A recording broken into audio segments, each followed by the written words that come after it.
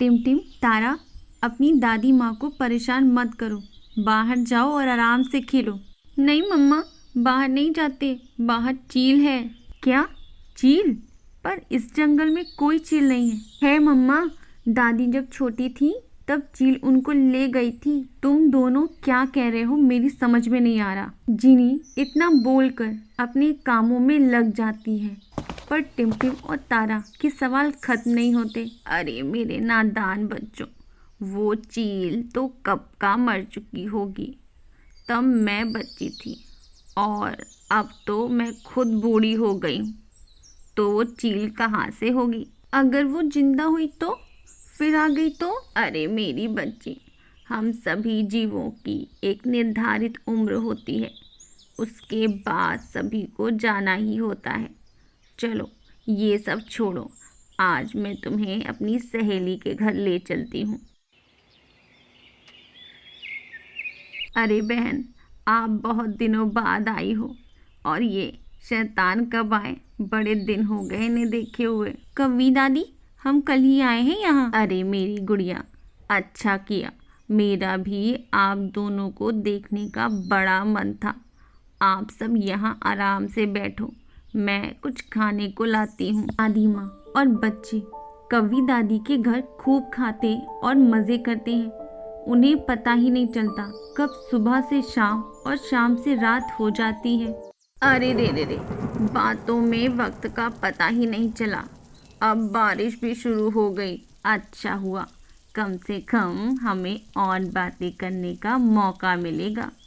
सच में बचपन में कितना समय साथ बिताते थे, उम्र होते होते सारे मज़े खत्म होने लगते हैं। हाँ, अच्छे से याद है मुझे, वो भी क्या दिन थे। चलो ये तय रहा, मैं आप लोगों का बिस्तर लगा देती हूँ, फिर आराम से बैठकर बात करेंगे। याद है कवि, एक ऐसी ही रात थी जब हम दोनों मिले थे। आप रात में मिली थी? रात में बाहर क्या कर रही थी? हाँ टिम, एक ऐसी ही रात थी जब मैं और आपकी दादी पहली बार मिले थे। कवि दादी, हमें अपने मिलने की कहानी सुनाइए ना। हाँ मेरी बच्ची, क्यों नहीं, ज़रूर सुनाऊंगी।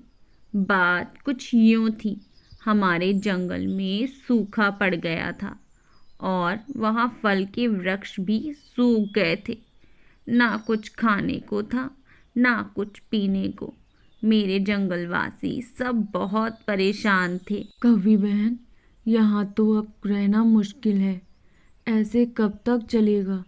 हमारे बच्चे भी बहुत छोटे हैं और मुझे ये सब देखा नहीं जाता। हाँ तुम सही कहती हो, पर हम जाएं तो जाएं कहाँ?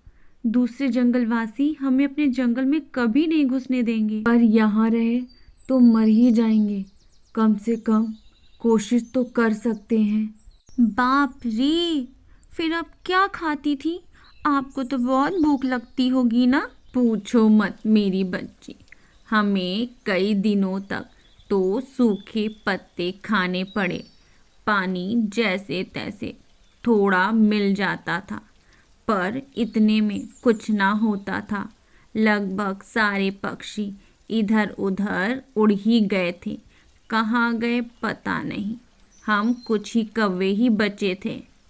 तभी कहते हैं कि अपने खाने की चीज़ों का हमेशा सम्मान करना चाहिए। मुझे अच्छे से याद है, तुम सब कितने डरे हुए और कमज़ोर दिख रहे थे। कवि दादी, फिर क्या हुआ? फिर क्या, हमारे पास कोई दूसरा रास्ता ना था।